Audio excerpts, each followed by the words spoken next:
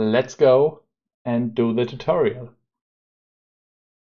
So, what does it say? So first, we so yeah, that's basically only a welcome page. So first we start, so we install MPF. Yeah, so we do not need a physical machine yet. That's okay, and because I don't have any here at home, so that's good. Check. Read the overview of MPF.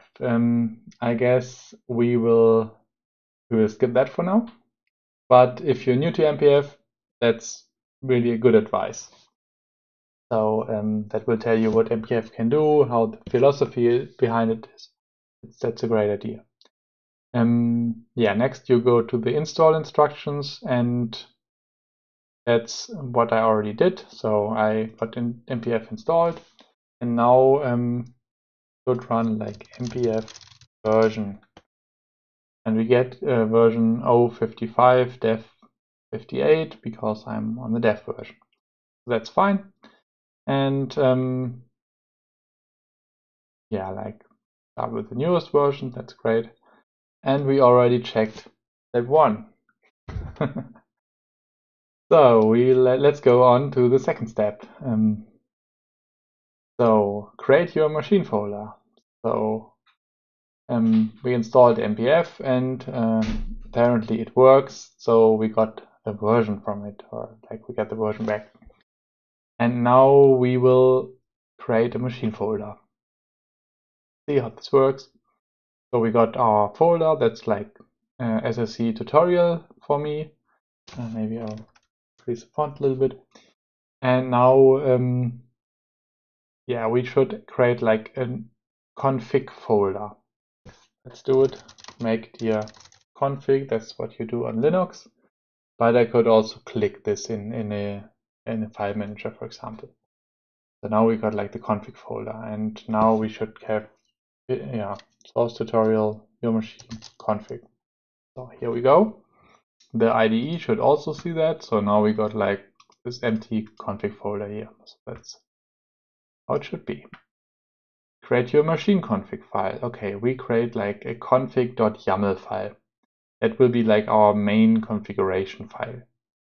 So let's do it. We create like a new file, config.yaml. Great, file is there. And next we should add config version 5 to it.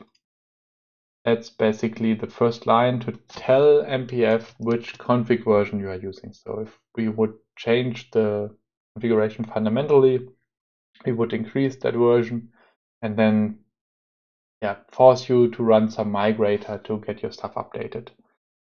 There are basically some suggestions here on a text editor. I'm using like Visual Studio Code, but like any text editor will work. So we enter like this line. Here we go. And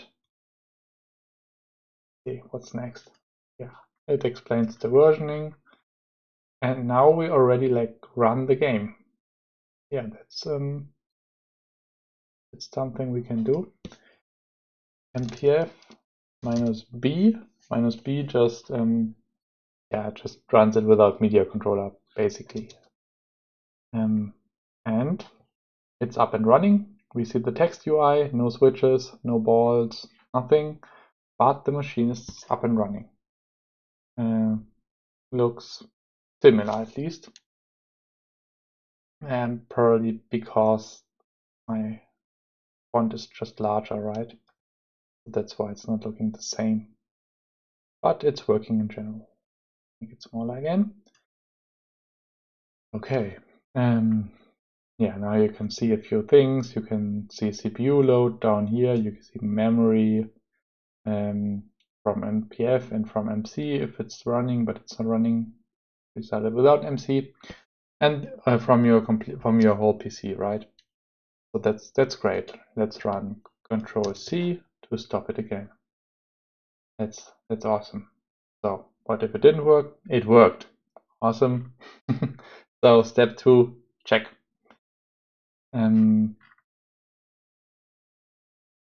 let's go on. Get flipping. Exciting. So what do we do next? So first we add some flipper switches. So that's the switches connected to your cabinet usually.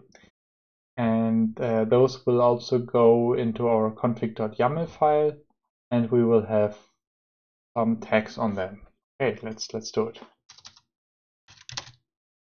Switches, S for flipper, but that's just convention. Flipper left, and we give it number. Let's say for my imaginary pinball machine, that's number 10. And we should give it some tags, and that's, I guess, flipper, left flipper. Okay, left flipper. And we do the same for flipper right. And let's, for example, say it's number 11. Tags right flipper. So we got that figured. So what should we do? So okay, that's just explains the naming conventions. So that S underscore is just like a convention. You can name your switches differently, but it helps with auto completion. Yeah, those are like for the built-in cradle detection in MPF. So like there's like a combo switch in MPF which detects if you just cradle like a ball on one flipper, and that will then prevent like ball search, for example, and stuff like that. That's based on those two flippers tags. So it's useful to have them. And now it explains like YAML formatting. If you got like a proper IDE like I do, that's not an issue because your IDE will tell you if you did it incorrectly. So, oh, I already did that. So we enter the hardware number for the switches. Depends on your hardware. Check your hardware documentation. There's like a link here. But you do not have to do that yet. So if you do not have hardware, that's optional. Okay, next we will add our flipper coils. And suppose we got dual wound coils, so we need like a main coil and a hold coil per flipper. And we go to flippers, so flipper max, so we need like 4 coils. Okay, good. So we got coils, C, flipper left main. Let's give it a number again. Let's say it's 1. And then we got the flipper left hold. Let's say that's number 2. Now we need something special that's like it's allow enabled or allow enable that allows MPF to enable this coil permanently. Because like if the flipper is staying up, that coil will stay enabled. And MPF won't allow that until you explicitly tell MPF that this is okay. And that's what you have to do here. What we're doing here. Otherwise, like the hold coil cannot like stay on and MPF will crash and tell you, well, it's not valid what we tried here. So let's do flipper right main and then give it like number 3 and see flipper right hold. So that's again number 4 and we give it allow enable true. So that's basically the same. Yeah. So that's what we're supposed to do. It's also explained here. Looks good so far. Now we add the flipper device. So the device in MPF, that's basically the glue. So that programs the hardware rules in your hardware and basically connects the switch and the coil. So that's what the flipper device does. Since we got dual wound coils, we got like the main coil and the hold coil. Main coil is just for the initial activation of the flipper finger, and the hold coil is for keeping it up. And the activation switch is the switch which activates your flipper. So let's try that. We will just copy this part here. that's needed because MPF otherwise won't start. It will be explained later, just trust me that we need it for now. That's something which is just needed because otherwise it won't start.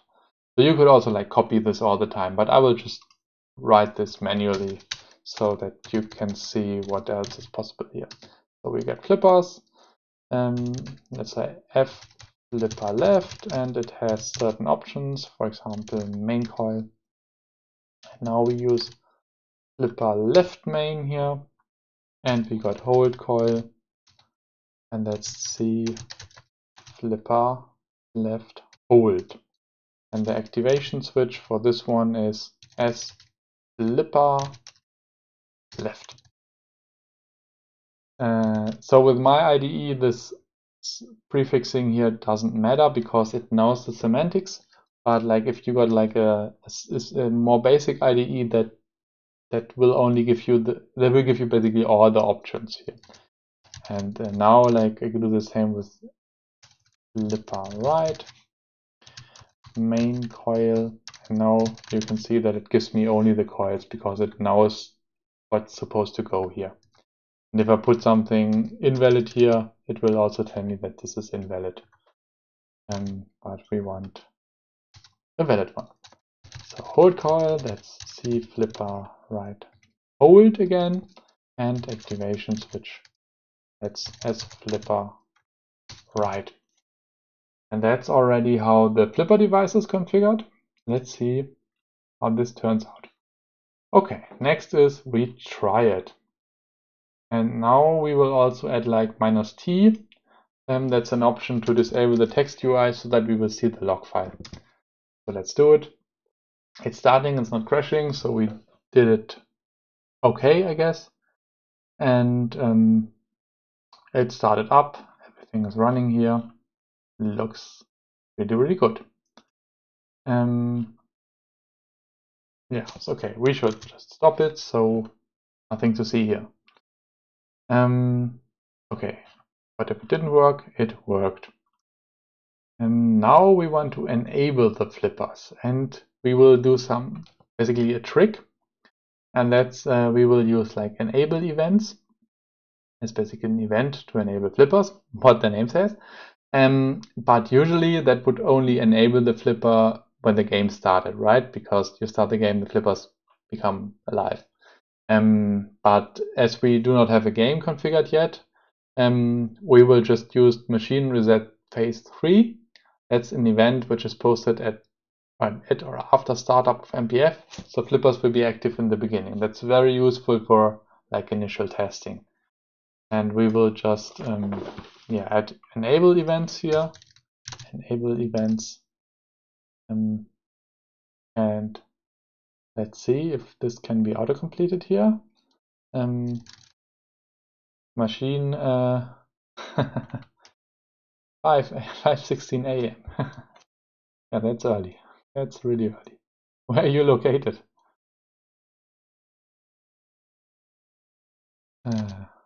Yeah, and it actually can auto-complete it. So a hail on my IDE. That's great IDE. Okay, yeah, now like we got enable events, and that will enable those flippers, hopefully. Let's see. And now, okay, now we can, if I have a physical pinball machine, I could now configure it. So I would then go to like the hardware platform. There are more than those. And then you would like add some configuration for the corresponding like hardware, and yeah, then you can actually run this with real hardware, and then you would already be flipping. So for now I do not have any hardware, but we can try it like virtually. And yeah, now it gives me like instructions to run this with hardware, which makes total sense if you got hardware laying around and want to get your flipper flipping, right? Yes, you can also run like hardware with real. So real, physical and virtual hardware. So that's explained here basically. There's the -X switch. It's like MPF -X. And that will basically always run with virtual hardware. Even if you got physical hardware configured, that will override this and run virtual hardware. It's very useful for bench testing, like what I'm doing here. So we can start it now. And now it's running. And now it forced to virtual hardware. Let's see, we can run it like, let's start it with a media controller for once. But that's cheating for now. That's not in the tutorial yet. And we can also start like the MPF monitor, and there we will see all this what's ongoing in this machine, right? So we will, for example, see the flippers, and you can see that those are both enabled at the moment. So they are virtually enabled. It's not that they do anything virtually, but they are enabled. So that's working. Yeah. Okay. Okay, now some checks before we power up. And now I could basically run the game and have some flips here. And yeah, there's a video of that. Great. So what if it didn't work? Again, there's like a lot of stuff here for common problems which might happen here. Next step is adjusting flipper power. That would be something to do if flippers are too weak. And usually in the beginning they will be weak because the defaults from MPF are really low because we do not want to accidentally damage hardware. So that's why we set them low. And the way you do that is you change default pulse milliseconds in the coils section. So let's do that. Coils default to 10 milliseconds, so 10 millisecond pulse, and we can override that. So default pulse milliseconds can be like 20 milliseconds, for example. Then that will be twice as strong. And now we put the same on the right flipper, so they should be the same strength, I guess. So that would make them stronger, and that's like a value for if you run like at 48 volts, that's 20-25 milliseconds. That's the usual value. Sometimes 30, depends a little bit on your Mac. Okay, and that's the next thing is, so currently this hold coil will be turned on permanently, and that's kind of like if you got dual wind coils, that's usually okay, depends. But often you can turn like the power down a little bit to have it like basically to save power, or to and less power means less heat. So to heat flippers up less. And that way, for that, you would add like default hold milliseconds on the left, or on the hold coil, right? We can remove this allow enable in this case if we define default hold power, and we can, for example, set it to 50% hold power, and like it's 0 to 1, right? So it's 0% to 1%. And that's the hold power, and that's then PWM, so it's on off very fast, and that's how this works. Yeah. So here, from now on, you can check like the working configuration from GitHub. You can check it out if you want to start on the 4th step. You could do that, but it's more like as a reference, and that we can actually test our configuration. And that's why I'm usually confident that our tutorial is still working. So let's go on. Oh, we will add a display. That's great. So yeah, we will like do like what will we do? An graphic on-screen window. Okay, yeah, we will set up like an LCD screen. So, but you can also have like a DMD, physical or virtually. You can also have an LCD with a virtual DMD. That's also possible. And you can also have alphanumeric or segment displays. And in current dev, you can even have virtual segment displays, which are really, really cool. So that's super nice. What do you do if you have a plunger that has both old switches and an optos together? The plunger is basically the shooter lane, right? But that's usually just one switch, right? Is there multiple switches in your plunger? Or do you mean the trough? Because I like so okay, the trough. That makes more sense. I like if even modern like stern troughs, they got like optos for the gem and the first position, and traditional switches for all the other positions. But that's not an issue. So what you usually got for optos, you got something which is type and switches, right? You got type, and then there's normally closed or normally open. And traditional switches are normally open and they close if you hit them. And optos are normally closed because the beam is hitting the other side. And when you break them, they are open. And for optos, if this would be an opto, for example, they are like older those optos for flipper buttons, then you would say this is type normally closed. And then basically what MPF does, it inverts those switches. So that's all you need to do, and then it will work with everything. So it's the only point where you have to do it. So you go through your manual, put normally closed on all optos, usually. Sometimes they are inverted, but you will find out when you try it. So that's all you have to do, and the rest will be up to MPF, and it will take care for you, hopefully. This generally works. Yeah. So let's go on with the LCD. That will be great. So yeah, from the overview, you probably remember that there are like two parts of MPF. There's the game engine MPF and the media controller, and it's two processes. Just for the reason that if the media controller gets slow for some reason, because it's running a lot of videos and audio or something, that the game does not slow down. And for that reason, we got like two processes. And we can now like start the media controller. It's MPF MC. It's an empty window now. Nothing to see here, but it's working. That's important here. So it's working. We can close it again. And that's exactly how it looks. And now we configure our display. So let's do that.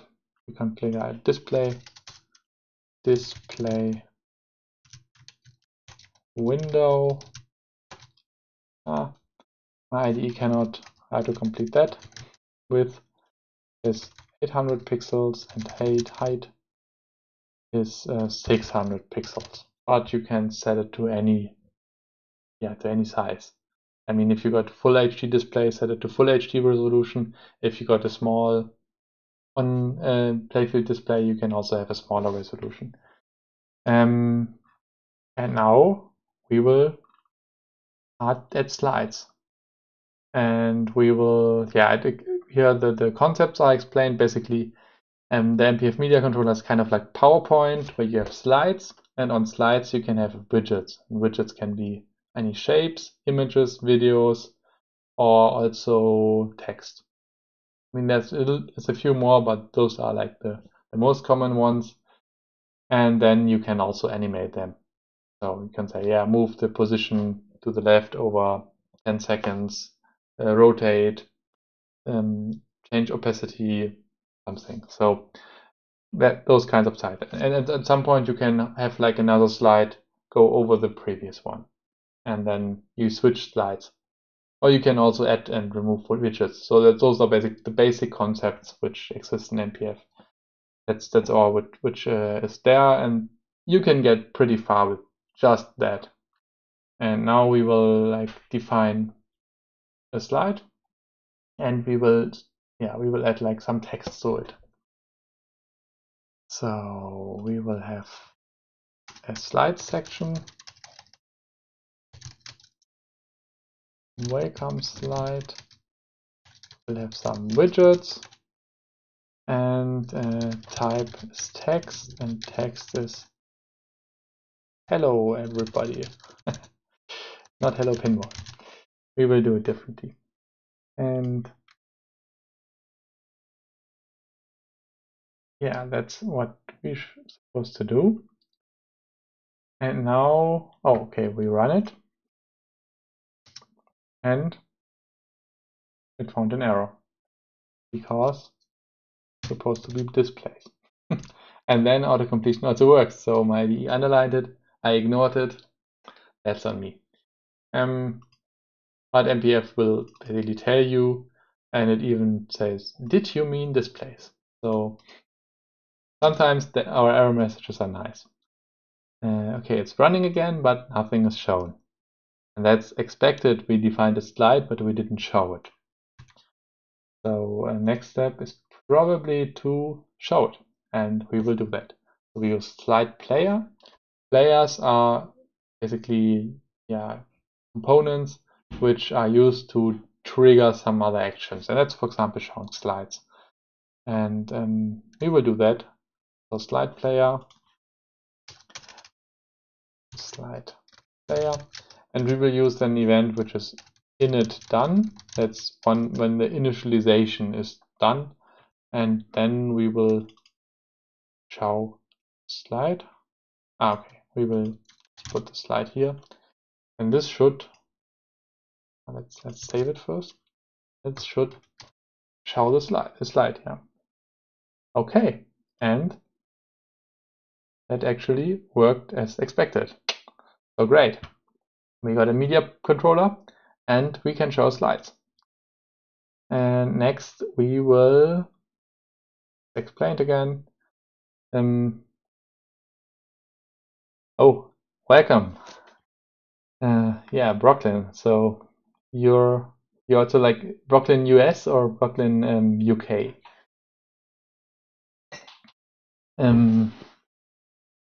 So probably New York, Brooklyn, right?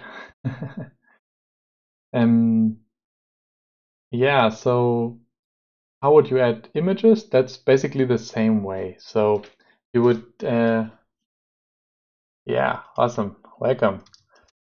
Basically, you do like type image and then you give it the image. That's how you would add images here. It's pretty much the same. And so there's like the documentation for widgets, and we can then go to image. And here there's also like its type image, and then we give it an image.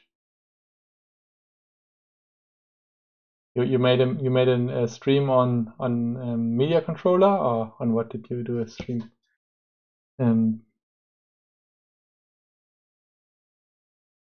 Yeah, you can. Yeah, there's like a longer and a shorter syntax for most config players. So this is basically the short syntax, and there's like an extended syntax like this, and then you can say action play. It's the long syntax, but yeah, that's kind of sometimes confusing that there are so many options, and then you can have it easier by using like the short syntax. And that's yeah, so we can have an image. If you got like an image, we can copy it in and display it. So that's also working. Let's see what we would do next. Okay, we got like, okay, next we will color it, and we will okay, you made it into a stream. That's awesome. Welcome. That's great. Yeah, thanks for watching. That's nice that you all joined. Happy about that. So yeah, let's make this huge and let's make it red. And so for that, we will set like font size 50. Is 50 enough? And font color probably. It's just color. Color red. Yeah, like it's tricky to get like all the people into one time zone. I guess there's none which fits for everybody. So for me, it's like, yeah, it's 9 p.m. at the moment. So for you, it's early in the morning in the US.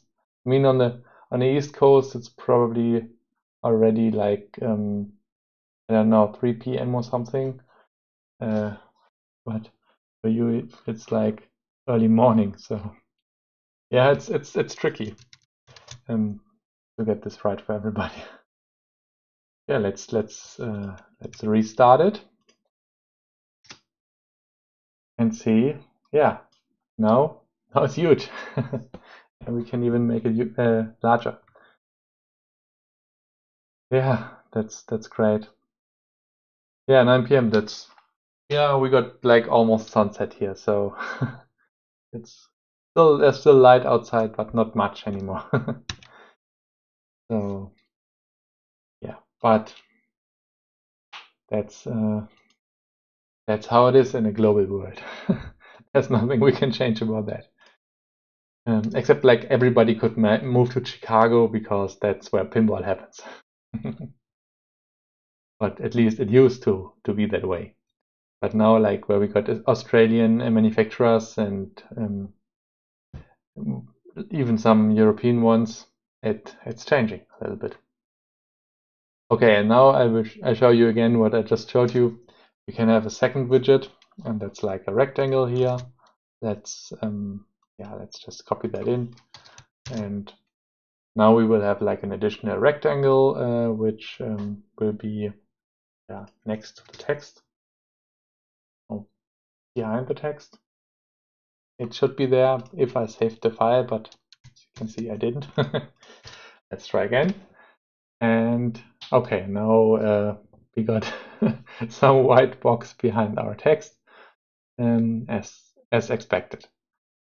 And yeah, so if we had like to use pinball, it would be just behind the text, but we could like make it larger. Yeah, Haggis Pinball, that's a great team. I mean, they are doing it right, in my opinion. So build a product, do not do pre-orders too much, and so on. And I mean, even like start with a simple machine. It's not like with fancy ramps and everything. The first machine is simple. That's something you can build, and do not reinvent too much. Use awesome software like MPF. So yeah, Haggis Pinball is great. I like the guys. And now we will start MPF and MC at the same time. So we will also have an additional slide here for an attract mode text. So attract started is also like, so we will add like a new slide, attract started, and we put it here. And now we got like some attract mode text, I guess. And we will probably have to add some slide player. Yeah, mode attract started. And that will be our next event to add this slide. And let's run it again. So if we just start MPF MC, this attract mode will not be started because there is no attract in the media controller. But now we can start like the media controller in this tab. Yes, you can have multiple attract mode events. That's not an issue. But to attract to start, you now have to start the game, right? So we start the game in another tab here. So I got two tabs, this and this. Start the game, and now the attract slide will also be added. I mean, yeah, there's a syntax for that. That's basically .1 and .2 and so on. So you can have the syntax, and that's basically to add some priorities basically to explicitly order this to prevent like races. And this priority 2 would be higher than priority 1. So you can have multiple slides on one thing. But if you have one display like I do, and you put 2 slides to it, then there will be only the second slide because there's only one slide at a time. And like if I remove a slide, the previous slide will be on unless it has also been removed in the meantime. This makes sense for widget player. So if you add widgets, but not like for slides there, because there can be only one in general. So this works, but here it does not make that much sense. And yeah, and if you want to add multiple, if you want to add widgets to the existing slide, then you have to use widget player. I guess that's something we might be doing in the tutorial. And yeah, we're starting it now. And now there's like a magic command, which is MPF both. And MPF both will, as the name suggests, start MPF MC and MPF the game engine. So we can run MPF both. Let's run it with -t so that it will not start the text UI. The only way to support multiple screens is by rendering them as one large window and using your operating system to place them, isn't it? It's not the only way, but it's the most convenient way in my opinion.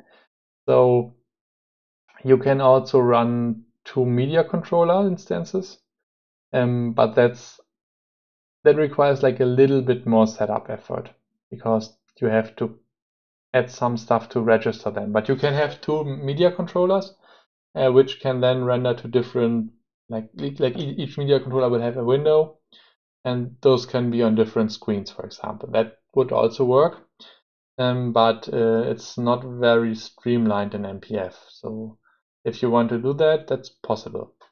It's even possible to have like a media controller over network. So you could add like a Raspberry Pi to your playfield and then control this media controller over Ethernet and just send what it should display, right?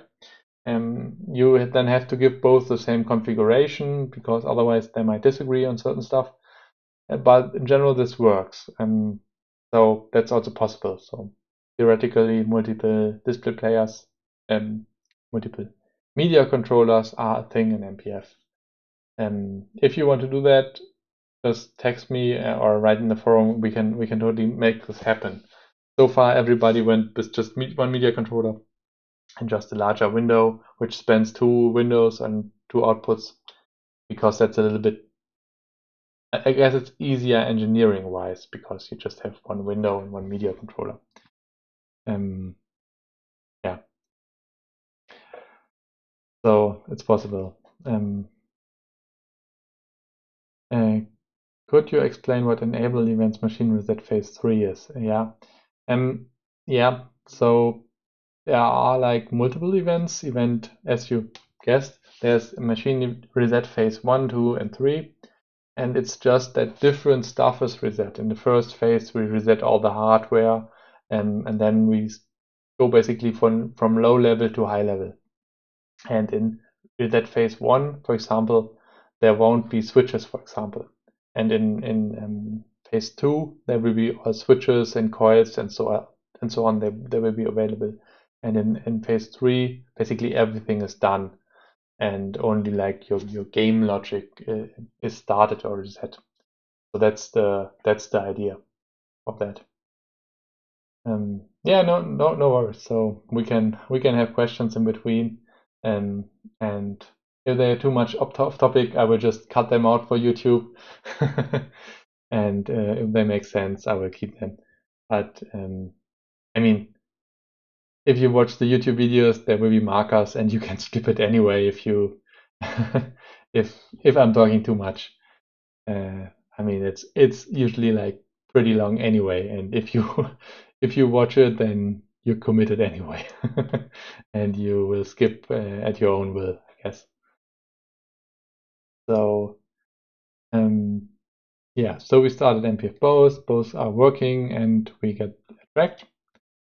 Did I start it anyway? I guess, right? And we get the track mode.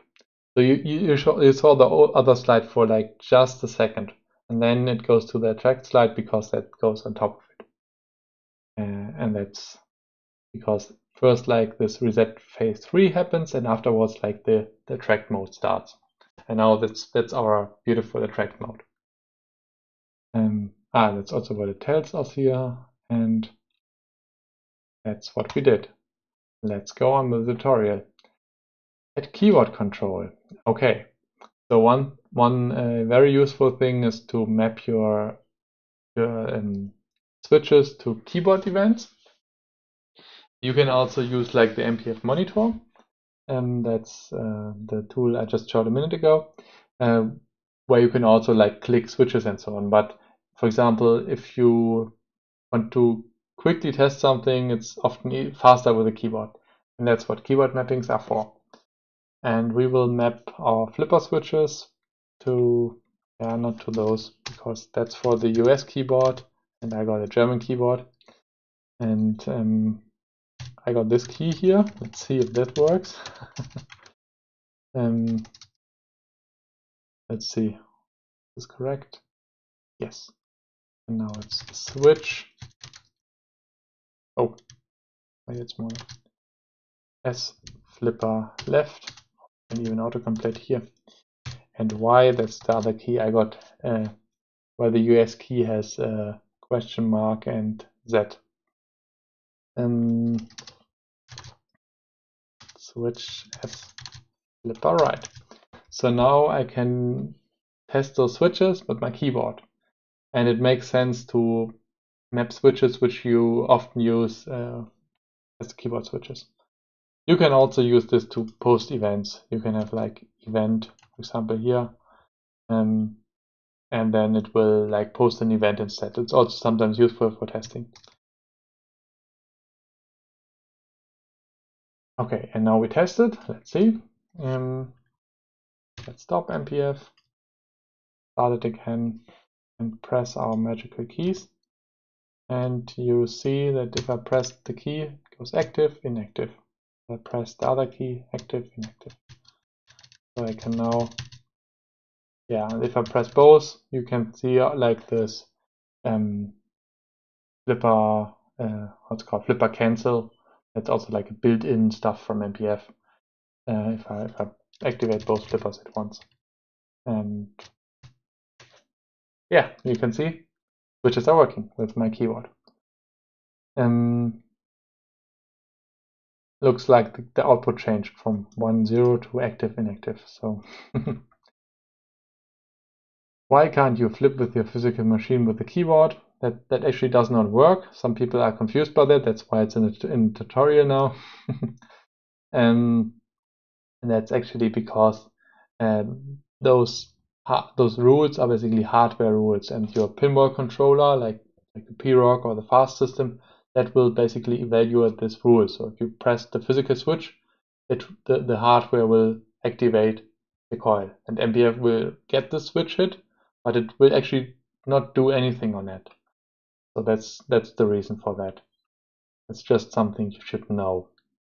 Now install the MPF monitor. Totally do that. It's optional, but it makes your life easier. So let's start the MPF monitor once again. So let's start the game, and let's start the MPF monitor. And that's the MPF monitor. It has like a lot of stuff. For example, you can see all the devices which are defined. You can also see like the built-in stuff from MPF, the playfield itself. You can have a time switch, that's the cradle detection basically. And we can also like try that. So for example, if I now activate one flipper, I should see that like the switches here should become active. Here you can see that the switch becomes active.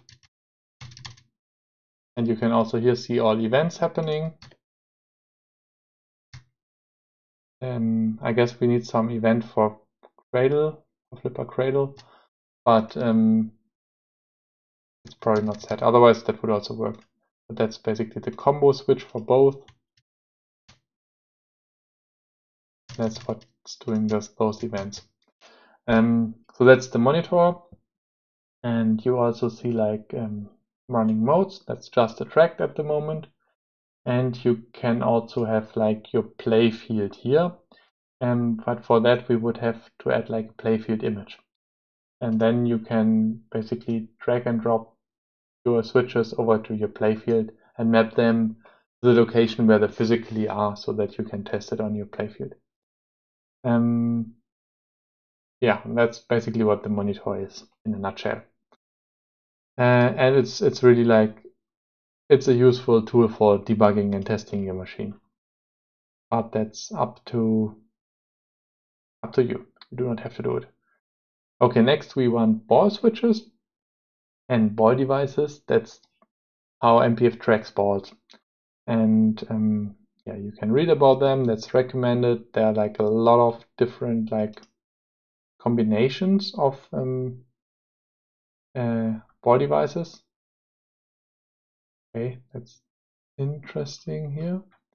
Yeah, I mean, you can read about ball devices in general, but also like this is the important this is an important page where basically the different types of troughs, ball troughs are described, and you have to find basically what your machine has.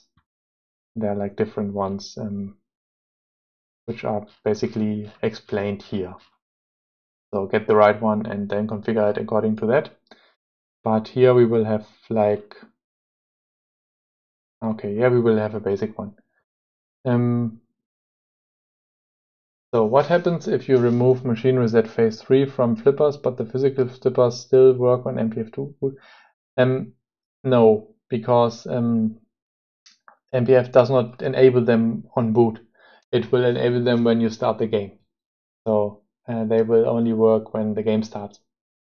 So like when the game mode, its mode in MPF, when that starts, then the flipper will become active. But I guess that will happen like later.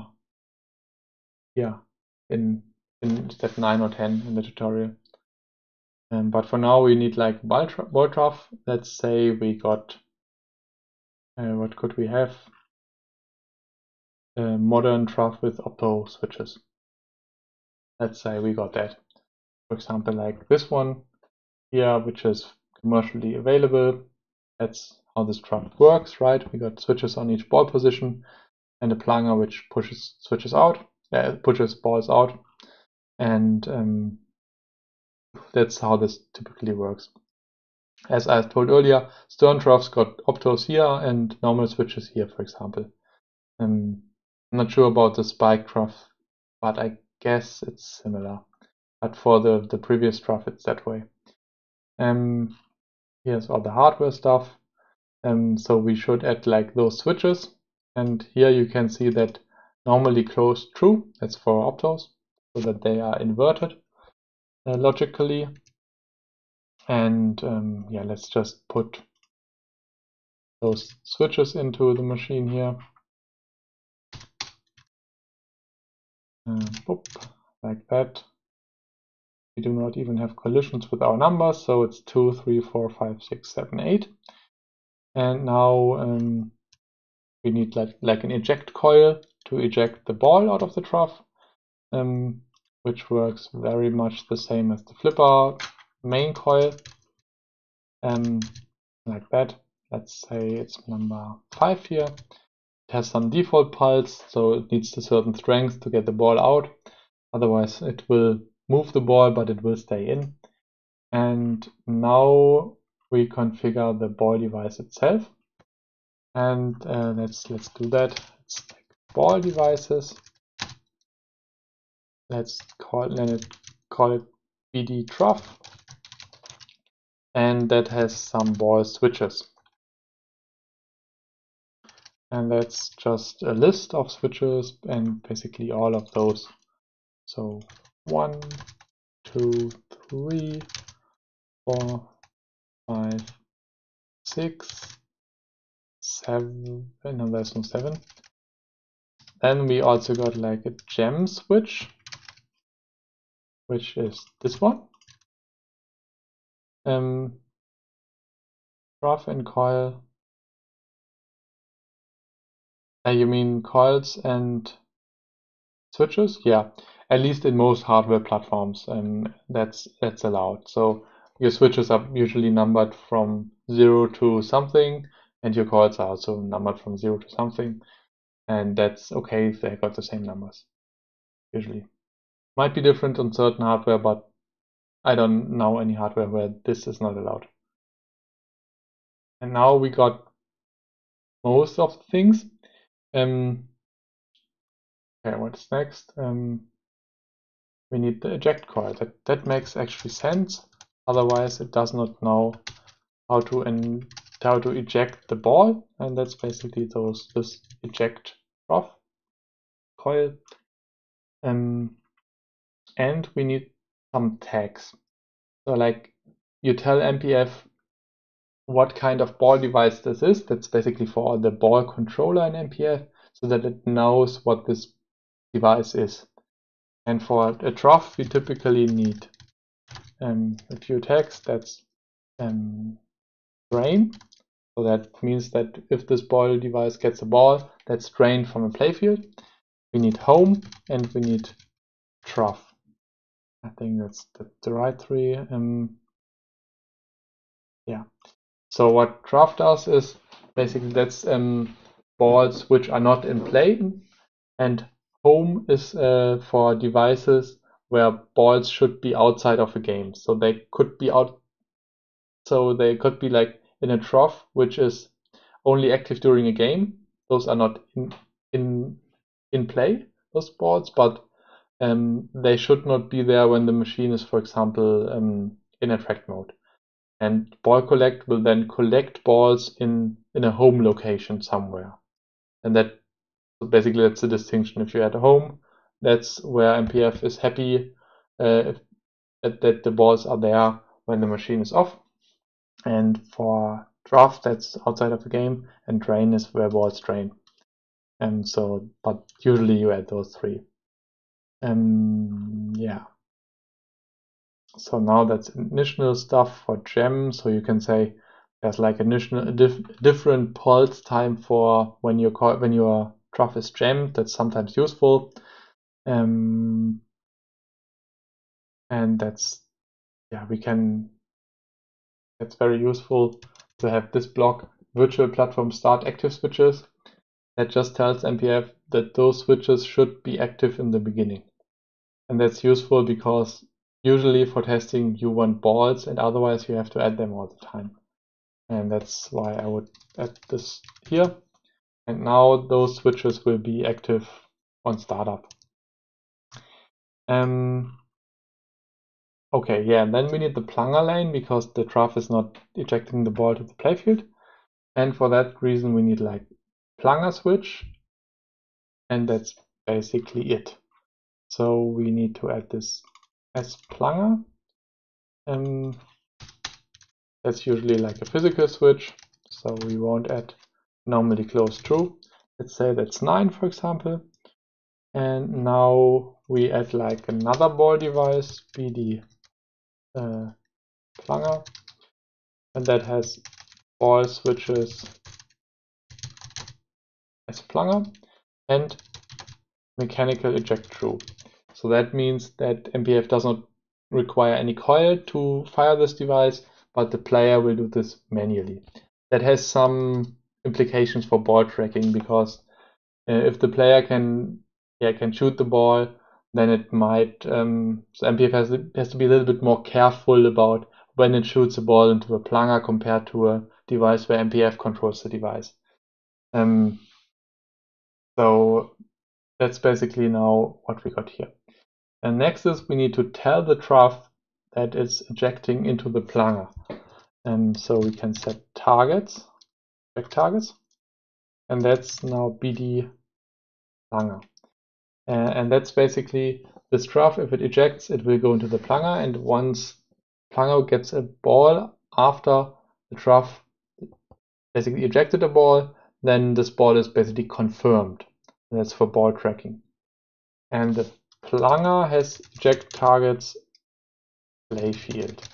So it goes to the playfield, right? I mean, that's basically optional. So that's also what my IDE is telling me, that this is equal to the default. So I could also omit that. So, but just for you to understand. And now we can also configure eject timeouts, because by default it will wait 10 seconds until the ball is confirmed on the playfield if it didn't hit on any playfield switches. And that's sometimes like kind of annoying. So we can reduce this timeout. For example, here 3 seconds makes sense, and for the plunger like 4 or 5 seconds something. And that just makes it a little bit faster. Yeah, and that's mostly what we need to do. Next thing we have to do is enable debugging. I don't think we need that. Don't test it yet, right? I know why, and I will show you.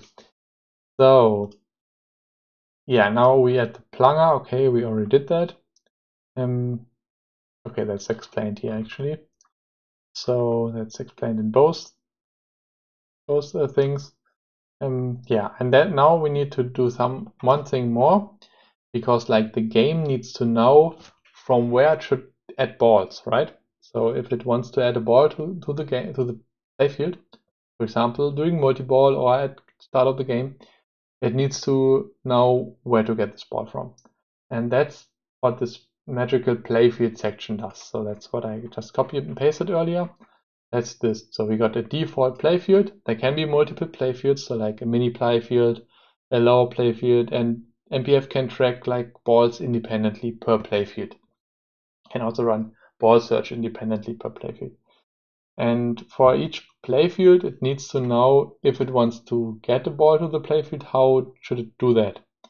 And especially for the default playfield, that's kind of important.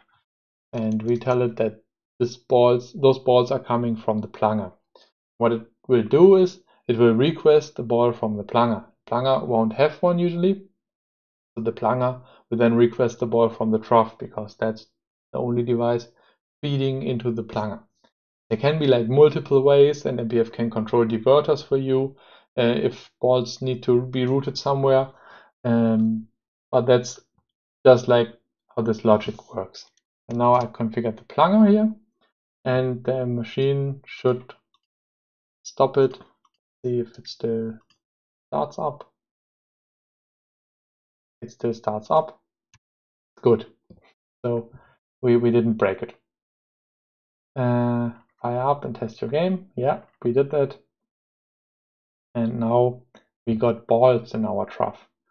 So what I would do now is I would basically map those switches to my keyboard. So let's, for example, say 1 is switch trough 1, 2 is trough 2, and so on, right? So we will map a few trough switches, so just in case, and I will just show you why. So let's start MPF with text UI here for once. And now we can see all our switches here. We can see the playfield has 0 balls, the trough has 6 balls because of this virtual platform active switches. And the plunger has also 0 switches. And now if we had a start switch, we could start a game, but I just see why we're not doing that in the tutorial. So I guess we will start a game in a minute. But you just saw that this is possible. Okay, we got a ball device, we got a plunger. Next step, add a start button, as if I knew it, that this would be useful. Okay, we will add a start button, and that's just another switch. So S start number 10. And next we will add like a tag again. That's possible in a lot of devices. And here, for example, we can also have a start tag. And that's basically a special tag so that the attract mode knows that with this tag the game is started. Yeah, then we map this to our keyboard. S for the switch. Makes sense. Otherwise we cannot press it. And we also get a playfield switch, okay? And that has a special tag. Again, that's playfield active. And that's a way for MPF to know that this ball actually arrived on the playfield from the plunger. Otherwise it will wait this magical eject time out. And that might be like a long time until finally it believes you that it actually left the plunger, right? And this can actually, this can speed up the process. If you got like some switch on the playfield which it has to pass. Yes, usually you do it on all playfield switches. MPF has some magic for all the ball devices, so do not put it on those switches. And it can also do it for shots if you don't define those, but you can have it basically on all playfield switches. It usually makes sense. There are like some exceptions, so you have to make sure that this switch cannot be triggered by any coil. For example, on a drop target, if you reset a drop target, the switch will trigger, and that would like stop ball search. So that's why do not put them on drop targets. I mean, MPF will tell you if you do, it will raise an error. So any like independent switches, like lane switches and stuff like that it makes sense there, or like targets, but not on any max. That's where MPF handles this like a little bit different because they need to be ignored during ball search, and that's otherwise a little bit tricky. So yeah, generally at them you will see if it's wrong. And now we also add key bindings to that one. Do it. And okay, yeah, we do not do this yet. Okay, we add another slide. Ball started. So we add another slide player, and we add the ball started slide. There we got the player number and the ball number. Makes sense, I guess. And yeah, we already got the initial active switches. And yeah, that's something I forgot. We need to add toggle to the ball switches, because otherwise if I press the button, it would become active, and if I release it, it will become inactive. And this way it will just toggle the switch. So if I press it once, it will be active, once inactive. So that's useful for like any switches in ball devices, but not for anything else. Maybe also for drop targets, but not generally. See, so we got that. And your flippers so that they don't automatically enable on boot. So we remove this enable events again. And I will show you what that does. So let's just comment this out for now. And let's run MPF. Let's run it without text UI. And now duplicate switch number 10 for switch as start. Oh yeah. So it complained that this switch here has the same number as my start switch. So let's go with 15 and 16 here, and it won't complain. So that's what MPF will do. It will basically crash and give you usually a nice error. Not always, but we try to do our best here. Okay, now MPF is running again, and we can look at our devices, and you can now see that like the flippers are inactive, so they are state 0. And now we got balls in our trough. We got 6 balls here. You can also see that here. We got ball devices now, and they got balls. And now we can press S to start again. And as you can see, MPF now ejected the ball from trough position 1 into the plunger, and now it's sitting in the plunger. And the plunger is basically ejecting it, but as there's no coil, MPF cannot do it, right? So you have to do it as a user, and you have to plung the plunger, otherwise nothing will happen. And since we didn't map the plunger switch yet, we cannot continue. But what you can see now is that the flippers are now enabled again. So they become enabled because the game started. And yeah, I think we got a game now. If we press S again, it will start. So here you can see player 1, ball 1, and I can press S again, and it should add another player. We can probably, yeah, let's bind the plunger key for once, and then we can try it. So we got 1, 2, 3, and say let's make it P for plunger. Switch S plunger. Let's start it again. Other devices. So we are back to attract here. Please press S for start. The ball is in the plunger. I press E and it leaves the plunger. That's awesome. And now it's confirmed on the playfield. Now the playfield MPF has tracked one ball to the playfield. And we can press S again. And now we can drain the ball. So we can press 1 to put the ball back to the trough here. And now it will go to player 2, ball 1. So we can do the same thing again. Get it out of the plunger. It's now state ball left, and it's still waiting because it's not sure. Now it's on the playfield. We can drain this one. And now we go back to player 1, ball 2, like on any typical pinball machine. And now I cannot add more players. So then I can press S again, and that would do nothing now.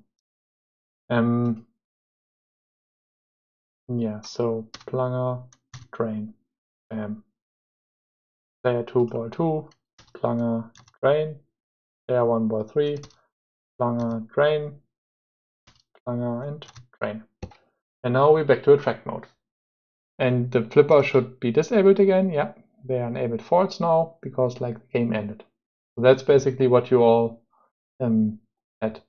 By default, you can add 4 players, but you can change that in the game section. So you have like a game section, and that has like some settings like max players. And you can also make it 10 players if you want. But most pinball machines allow something like 4. Some old ones too. But yeah, and that's, I can set it to 4, and it will probably tell me, yeah, that's the default value. So we are already at step 10 of 20. Okay, something to go. Yeah, running on a game with physical hardware. So that's what you asked earlier. So if you -X, it will run with virtual hardware. And if you leave that out, it will run with physical hardware. Yeah, that's all troubleshooting. Awesome. Okay, add the rest of your coils and switches. That works exactly the same way as our coils and switches. It's just like, yeah, take the manual of your machine or your plan of your custom machine and then add all of those, and then they are in. That's mechanical work. Yeah, try that it still works. MPF will complain if you use like the same number on 2 coils, because that would be tricky. And the same for switches and basically for all of the things which are available in MPF. add the rest of your ball devices. So if you got like some kicker holes or even vertical up kickers, those are ball devices which can handle balls. They can also like be diverters and so on. So that's all what you should add here. And after that, like the game will be fully working, because if you shoot into a vertical up kicker, it will kick the ball out. Yeah, so we could add one, but it works exactly the same way as a trough. Okay, next is like any autofire devices. That's pop bumpers and slingshots usually. They are called autofire devices because those are basically rules in hardware. So MPF just tells the pinball controller, well, if this switch becomes active, pulse this coil with this pulse milliseconds. And it's the same as with flippers. You can also activate the switch on your keyboard. MPF will do nothing with that, because only the hardware will do that. And MPF just enables and disables those, or writes those rules and resets those. And we can, for example, have some slingshots here. That makes sense. So let's have some slingshots. S sling left number 20 and S sling right number 21. We also need coils, so that would be C sling left number 10 and C sling right number 11. And you probably already mapped those in the previous step, but let's just pretend you left out the slings. And then we got autofire coils, RC usually sling left, and that has that has activation switch probably. It's just switch, okay. And now the autocomplete leaving me here. AC sling right, and that would be switch S sling right. And we also need like a coil. That would be C sling left here, and here it would be, that's the nice thing about the IDE, it tells me that I'm missing something. Coil C sling right. So that's working, that's awesome. And now by default, those will behave exactly the same way as flippers. They will enable when the game starts, and they will disable when the game stops. You can also have like some enable and disable events, and enable them like, or disable pops in a mode, for example, or slings, or enable them at game start if you want to have them active outside of a game. But by default, they will be active only during a game, and that's what the default enable and disable events are. That's good. Let's try if it still starts, but I think so. Yeah, it still works. Goes to track mode. That works. Go on. So we got your first game mode. So now you already saw a game, and how do we get like a game mode going? Yeah, read about mode. That makes sense. Makes sense to like think about your mode structure. I made a video on mode structures as well. So how do you have mode qualification, and how do you track progress and so on? So that's something to basically think about in advance. So because there are like different models in pinball, not too many, but like at least 2 different general styles in modern machines and a few older ones. And yeah, so what we do is we set up this structure, modes, and the mode name, and config folder. and let's set up a base mode for now. So make dir modes, and inside modes we go make dir base, and then we go into base and make dir config. And then we can open it here in IDE that has this strange display way here, but we add like a new YAML file here that's base YAML. And that's basically the same as our previous file, just that it's inside a mode. And again, we have to start with config version 5 in the first line, otherwise it will complain. And now, okay, we will have mode and the mode config here, and we have to tell it when to start this mode. And that's, for example, when we have ball started, would be the typical event to have a mode which starts when a ball starts, right? So usually modes start at the beginning of the ball or during the ball, and they almost always end at the end of the ball. And you can tell them to restart on the next ball, or you can also like restart them with some event. And that's what we're doing here. And we're also giving it some priority. And priorities are used for like everything which is inside the mode. So for example, slides, they will inherit the priority from the mode. And also like light shows and everything will inherit this priority. So that's if you, for example, got like some tilt mode, give it a very high priority so that it's on top of everything else. Okay, and now we register this mode. That's very important and often forgotten. So then we add a modes block here and add mode base here. That's how you register your base mode. And now, okay, let's start the game and see if this mode works. Okay, now we need to go back to the machine folder, MPF both -t, so we can see the log.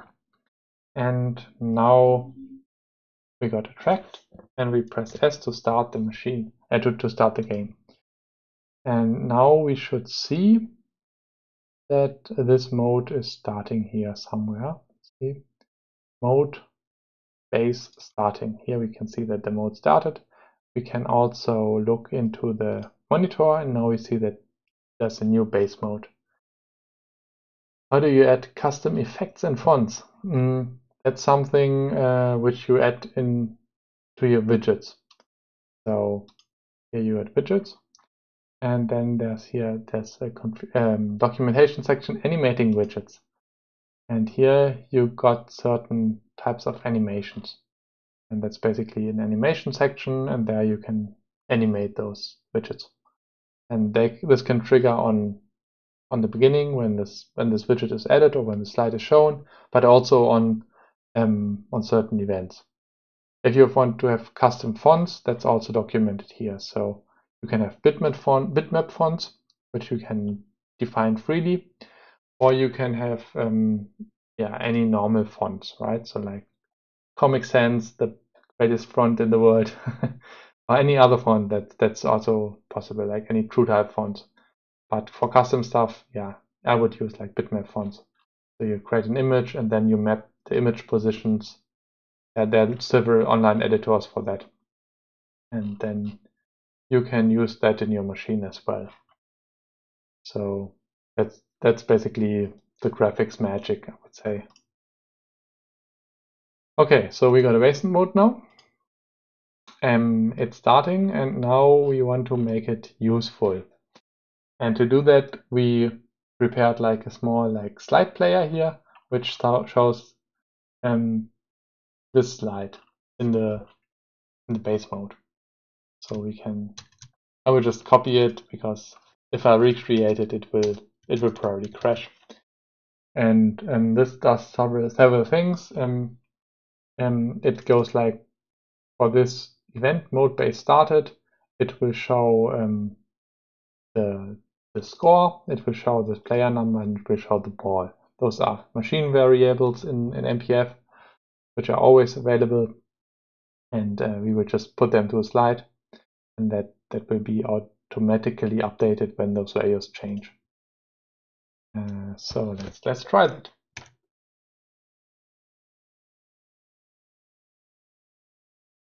So we got a track mode, we start the game, and we go into this familiar slide that almost looks like a pinball machine, right? And we didn't do that much. And now, yeah, all we need is scoring, right? So it explains some stuff, and now it wants us to remove our initial slide here. Let's do it. That's this one, because we don't need this slide anymore. Yeah, so got that. Tested it already, it worked. Let's go on. So scoring, nice. So scoring is basically based on machine on player variables, sorry. And for that we use like variable player, and that's something where you can add score to a certain variable, for example the score variable. You can have custom variables, it's all possible. For now we will just add some score, and basically when you had the flipper switches, or when you activate your flippers, you will just get some score. That's nice, right? But why not? Oh no, it's in-lane, sorry, it's in-lane, it's not flipper switches.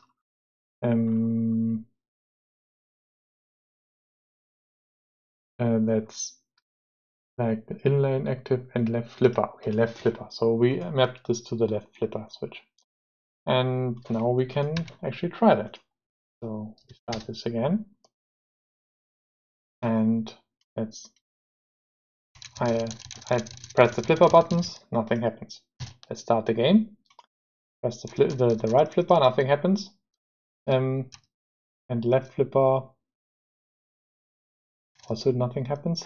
that's bad. Yes, left flipper active. Okay, because I named my flipper as flipper left active. Let's fix that. And let's see if that happens. Variable player is only the player by default. So this is tracked by player. And if the player switches, then basically we load the player variables from the other player. You can also have machine variables. It's also possible, but not very common for scoring. And let's try it again. It's trough, sorry.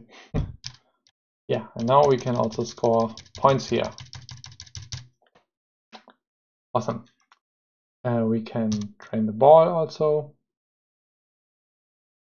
Let's see.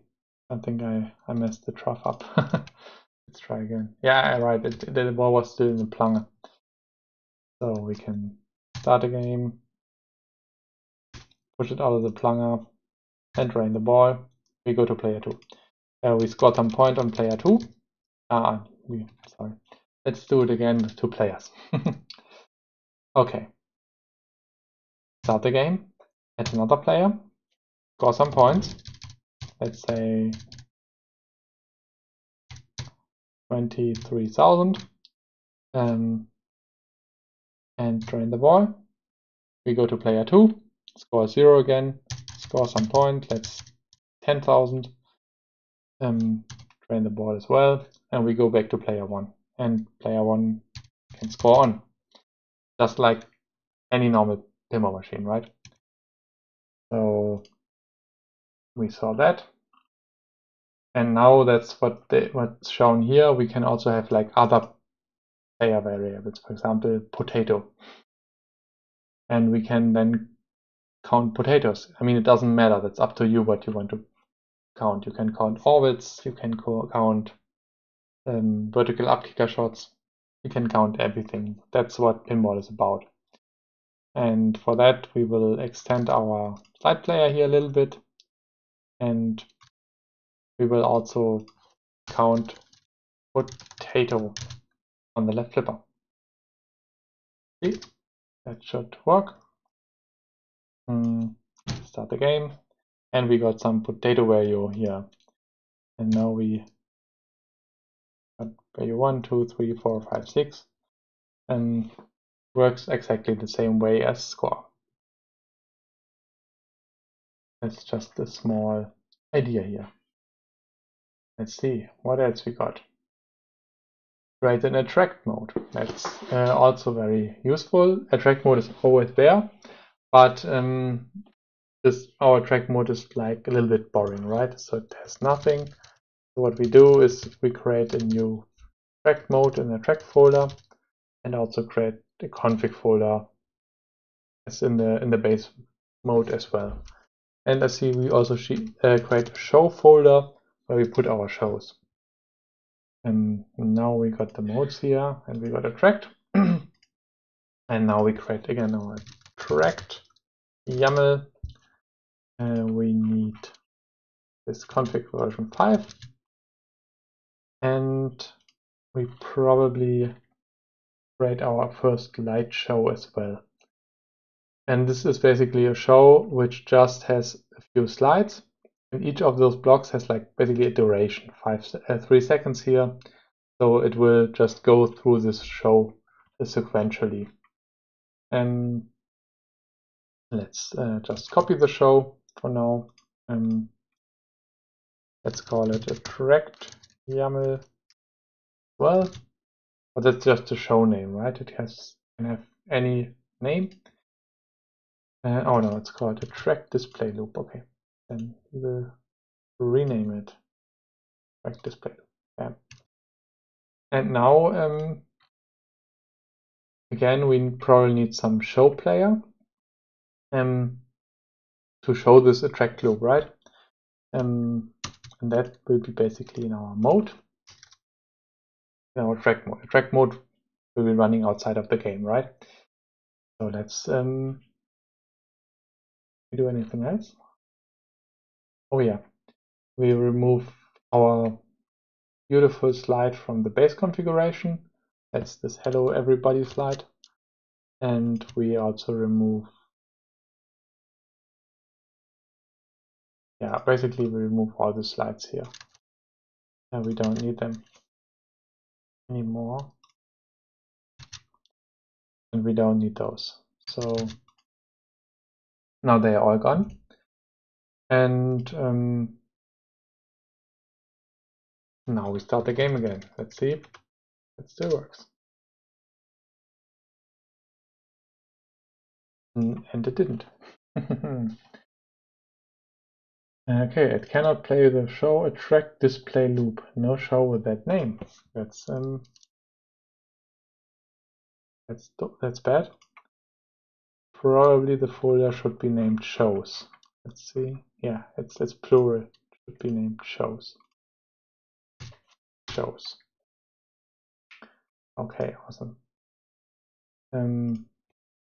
Let's see if this works then. And now you even got your animations, right? Here you got animations. And it's colorful, and you got like a small attract loop. And it can also show like the previous game score. We can press start. It goes into the game. We can let's set some score. We can drain the ball, drain the next ball, and we go back to our attract mode. And now that's the basic game flow. And from that on, last game also works. You can have whatever you want. So yeah, that's what we did. Add lights. So a light is everything which can emit light, right? So it can be LEDs, it can be GIs, it can be flashers, it can be old bulbs, it can be, I don't know, anything else which can emit light. And for that reason, we will have like a light show. and that's one of the areas where we recently added one line because here it's important that you add light 1 and light 2, otherwise this won't work. In the following tutorial won't work. So we will have lights, light 1, and lights also have a number, and that depends on your hardware platform. Let's just imagine our light is number 1 in the hardware, but usually you will find this out from the manual of your platform. And this would be light 2, for example. There might be more settings here depending on your platform, but that's really platform dependent stuff. So now we got 2 lights, and we will have some light show in a track because every pinball machine needs light shows. And yeah, so we will have this attract light show, that attract light show YAML, okay. Attract light show YAML, and that will be very basic light show, turns the lights on, off and on.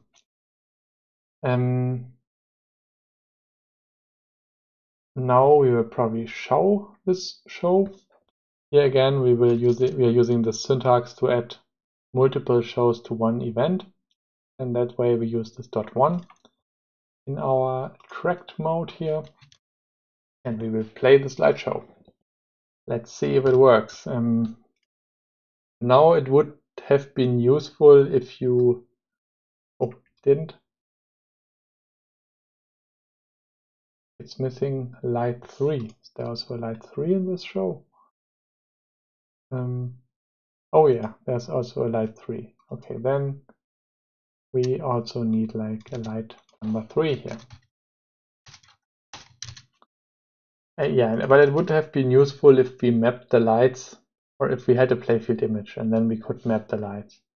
For now we can see the lights in the monitor here, and they are here. So now you see the RGB value of the lights, so you can see that they are basically running from the left to the right, like any attract mode does it, like the Knight Rider light. So that's already how light shows work, and they are exactly the same as normal or like display shows, except that you got like blocks of lights here. You can also combine those. You can have slides and lights and sounds and widgets and everything in one show. That's not an issue whatsoever. Yeah, but that's how this works, how this looks. And now we can, we can make it faster. Don't try this, it won't work. Yes, correct. Now it's again like there's a short syntax like this, and there's a long syntax. And now we will use the long syntax here, and we will speed up this show. Speed 4 means speed multiplier 4. And we will try it. Now we should see that this is much faster now, right? So it's running up, down, up, down. If we could also like add a playfield image and drag and drop those lights on our playfield image and see the lights turning on and off. So that already works. And that will also work with real hardware if you connected some. Yeah, that's basically just some inspiration. You can run like multiple shows at once, and that's also what most attract modes do. They run multiple of those go left, go right thingies, or jump chases and flashing and whatever, and you just chain those shows. That works exactly this way. Okay, now we got shots, and that goes more like into game logic. So a shot is something which has, so like your inlanes, those are shots, because they got a light and a switch, and you shoot the light and it goes into the lit state, and sometimes a shot goes into a flashing state after that, for example.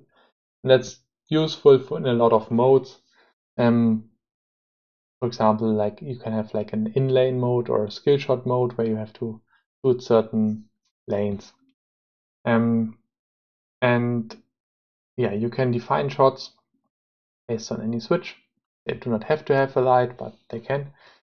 And then yeah, let's just do it. So we use this in-lane, the in-lane switch in our base mode, and we will define this shot. I just need to check on which key I map this inlane switch. That's Q, okay.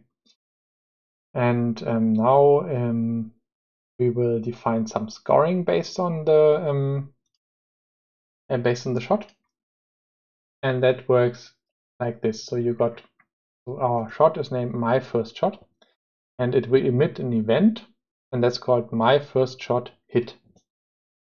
And we will add some scoring based on that. Let's see. Yeah, let's see if it can. My first shot hit, and we will give it a score of 42 because we can. And now let's start it, and it will fully work. Start the machine, and now can press Q, and you will see that it scored 142 points because we got 100 points scoring on the switch and 42 points on the shot. And you can also see like the event it emitted here. So my first shot hit, that's the event. And based on that event, we add some scoring. That works. Yeah, now we can have shot profiles where they go from unlit to lit and so on. So we will have some show tokens for the lights. That's how we integrate with our lights. Our light is called different. It's called L light 1, and we will also have, oh yeah, that's the example here. And yeah, we will just look at the switch, at the light, sorry. And now we will look at those lights. Now it's attract. We start the game. Attract stops. Lights are solid. We press Q, and now the shot is lit like a normal lane, right? You made the shot, lane is lit. You can also make it again, and now nothing else happens. And if you want to change the sequence for very simple shots, you can also have like shot profiles. That's this. And we define a profile, and that has 3 states: unlit, flashing, and lit. Step 1, 2, 3, and it's looping. So after lit, it will be unlit again. And we can now set shot. It's shot profile, I think.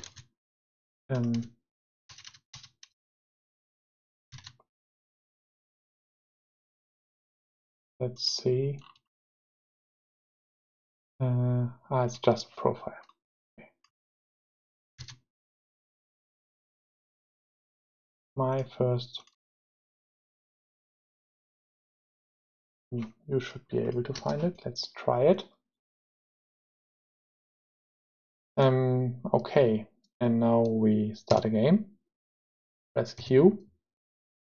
See nothing. It's now the light is flashing, right? Press it again. Now it's solid. Press it again. It's off. Again, flashing and lit. And that's the very simple shots which you can then later use for scoring or for any logic. So that's the general idea here. Now you can have scoring based on any state, so that the events are explained here. And we add some scoring on the flashing state, for example. And that's something you could have, for example, in your skill shot mode. yeah, and we can have more shots that works exactly the same way. Yeah, so that's something which just works, I guess. I won't show it because it's already long enough. And now, yeah, okay, so basically that's already what the tutorial gives us. So now it reminds you of unit tests, or like writing automated tests for your machine. That's also something to look at. Super nice. I did a video on that. So if you're interested in that, check out that video. It's probably useful to understand how this works, and I also give some examples there. That makes sense to test your logic, because otherwise you will have to test it manually every time. And now I think the last step is it gives you some outlook, like for use the MPF monitor, check out the MPF service CLI, configure the remaining max, and have a look at game logic and so on. And after you finish this, there are like some sections in it in the documentation, like pinball mechanism, that's exactly those, and game logic and game design, those are basically sections which you might want to read after the tutorial to get like an idea how to build like the logic in your game. And that's already like the tutorial. We need like yeah, 1 hour 45 minutes. So, and I didn't prepare it, so just believe me, otherwise I would have been faster, I guess. But I wanted to give you like the real experience without me preparing. So that's like really something you can do. There are a lot of stuff to mess it up, right? You can make formatting errors and so on. So don't be afraid. Just try it. Read the error messages. Fix the errors. And so it has been fun for me. So I really didn't do this for like a long time, probably 2 or 3 years, and still works, still fun. I mean, it's, you build the machine and it's working, and it's flashing, the lights are working, and yeah, that's how it should be. It should be fun. And I hope you enjoyed watching me doing this and making some mistakes, fixing those, showing you some stuff. If you got questions, feel free to ask anytime, also now. But thanks for bearing me for almost 2 hours. And yeah, I hope you're having a great day, especially in Australia. I mean, sun should be rising now, right? As for the US guys, have a great afternoon, and for all the Europeans, have a great night. So thanks for watching, and have a great time. Have a great remaining week, and maybe see you on Saturday in the stream or around in one of the forums or chats. So thanks for listening. And now my camera died anyway, so perfect timing to stop the stream. Thank you, and have a great day.